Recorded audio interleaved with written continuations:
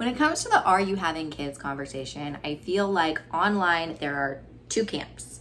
Camp one is double income, no kids, never having children. I don't want anything to do with your nasty, smelly, boogery kids. Or I'm a single woman, never getting married, never having children, doing all I want to do, you know, not having responsibilities for anyone but myself. I love that, first of all. I'm not talking shit. I am all for that.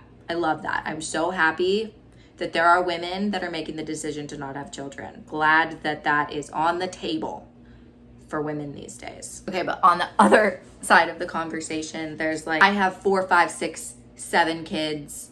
I'm buried in being a mother. Like, I'm probably a stay-at-home mom. Motherhood is my life. All I am is a mom. Blah, blah, blah, blah, blah. Okay? There's a third option. I feel like I don't see it talked about online very often, that you can have one singular child. And the argument against it is always like, oh, but an only child, they're gonna be lonely. They need their friends, their built-in best friends, their siblings. They need their siblings. Okay, I hear you. If you're in that camp, I feel you. I understand where you're coming from. But for me, and I'm gonna give you a little bit of a background first on my childhood so that you can kind of understand where I come from in making the decision to be a one and done family. And then I'm gonna talk about all of my reasons for being a one and done family. So first of all, I come from a very messy, broken family. So to break it down in the simplest of terms, I have my mother and my father. My mother had one daughter prior to me. My father had a son and a daughter prior to me. Okay? One daughter, son, daughter, older than me. Okay? This one is 12 years older than me. Brother and sister over here, 2, 3 years older than me. This one, you know, lived with me as a child growing up. These two lived in the Seattle area, saw them every other weekend. Okay? They come together and they make me one only child. And then they get divorced. They hate each other. Never to be seen again. Just kidding. My parents don't hate each other, but they only had me. Single, only child, okay? Then my dad later on gets remarried and she brings 2 children into the picture, son and daughter. The daughter younger than me, the son same age as these 2. So I've got 4 siblings over here on this side for about 10 years. And then my dad gets divorced and then those 2 kind of leave my life. They hung around for a little while.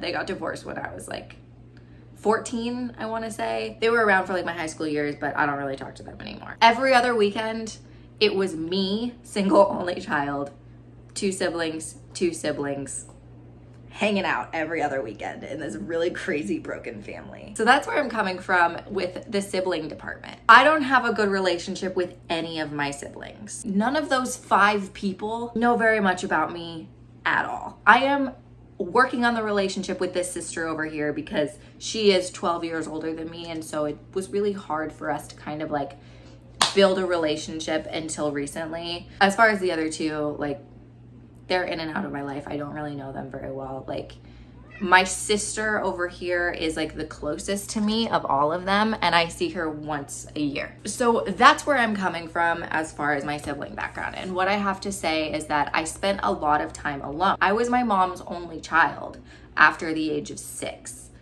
because my sister, who was 18 at that time, left, moved away. She moved to California, did other things. I was an only child in the aspect that like Monday to Friday and every other weekend, I was alone. It was just me and my mom. And then my mom got married, but he didn't have any kids. I didn't really have a good relationship with my mother after that point. So I was very lonely. I was a very, very lonely person. Such a lonely child. So alone. But it wasn't because I didn't have siblings, okay? I was a lonely child, but I had 5 siblings, okay? Are you hearing me there? Okay? I look back on my loneliness and the time that I spent just kind of like out in the yard playing by myself, like climbing the trees in our orchard by myself. I would go outside and I would like sing songs and like hang out by myself. And something that I think about a lot is that I was a child running around in the yard every single night. After dinner, I would just go outside and play by myself. And my mom could have joined me. I mean, she had other things. She was busy doing all, cleaning and whatever. But my mom could have been out there with me. My mom could have been playing with me. And I think that that's one of the most important things that people don't really think about when they're like, oh, but your kid's gonna be so lonely.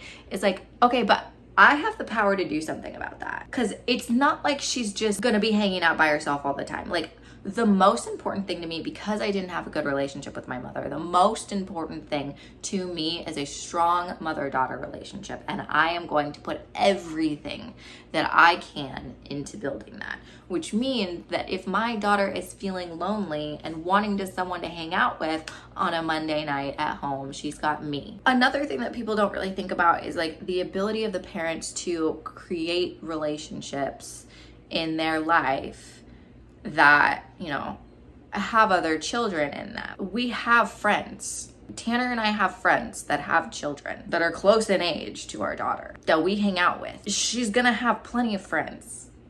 That's not a problem. We live in a small town, a small community. We plan on having her like trying all sorts of sports and community things, and she's gonna be out there. She's gonna be doing things. She's gonna be making friends. This is just kind of like the loneliness argument that I'm still focusing on, right? It's like, I have the power to make sure that she's not lonely. Having a sibling is not the only way that I can make sure that my kid's not lonely. And growing up, there's no guarantee that she'll have a relationship with that sibling. There's no guarantee that they're gonna like each other or be best friends or whatever. There are plenty of people that don't have relationships with their siblings. Plenty of people who have siblings and they're like, I hate my siblings. So that's the loneliness argument. I have thought long and hard about that loneliness argument. Now onto my other points, my other reason. I know she's not gonna be lonely, but why did I make this decision? First, and most importantly, pregnancy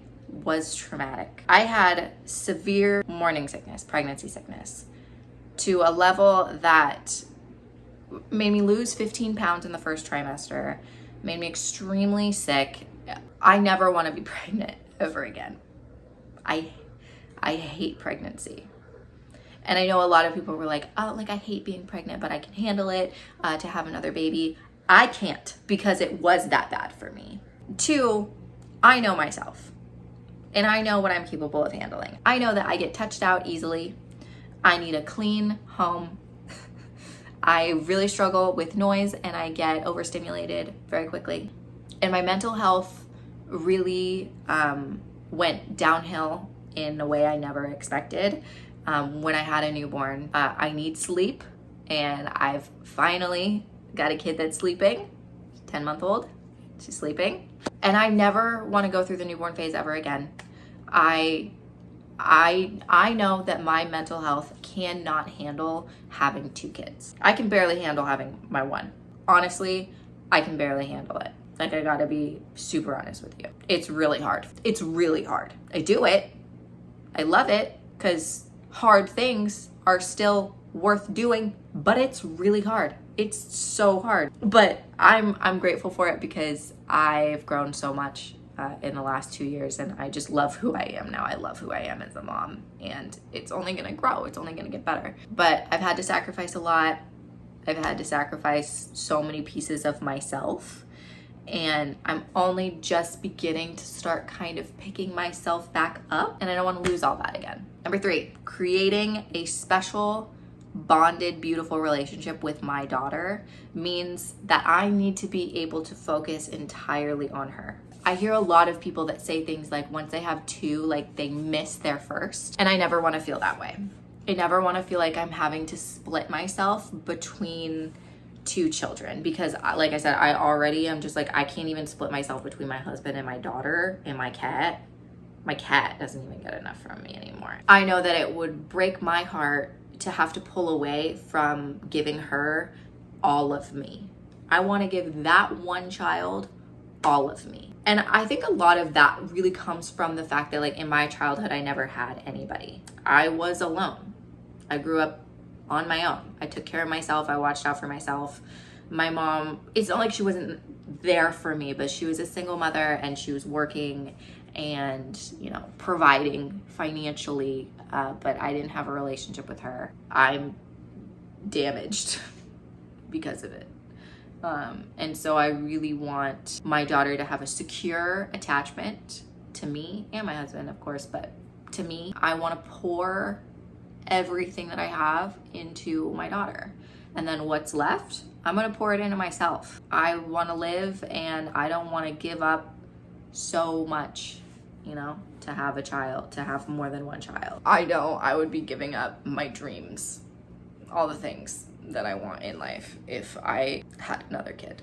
And fourth, I don't know if this is the last thing, but this is the last thing I have in my brain right now, is financials. We do okay, and we can support one child really well, and she can have everything she needs, and she's never gonna have to worry about money. She's never gonna have to worry about not having the things that she wants and she needs, and we can provide for her financially. Two might be tough. Two might mean we gotta cut back on some stuff. I want her to have everything. I don't want her to grow up worrying about money. I want her to have a solid foundation when it comes to her financial future. I want her to be able to go to college, you know, if she wants to. I want her to know that she's supported financially. Tanner and I both come from not wealthy families. My story's a little bit weird.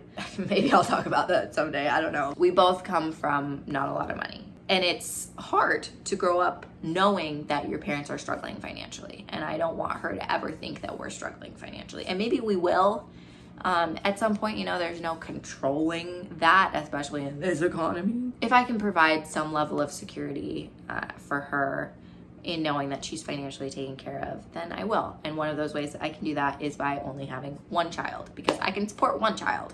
I don't know about any more than that. I feel like when it comes to having kids, having one kid is the best of both worlds. You're meeting in the middle. You're getting the experience. You're getting the experience of all of it, but you're really not having to sacrifice so much to do that. So that's it. That's why we're one and done. Let me know if you have any questions. As always, have conversations in the comments. I love to chat with you guys, and thank you for watching, and I'll see you next time.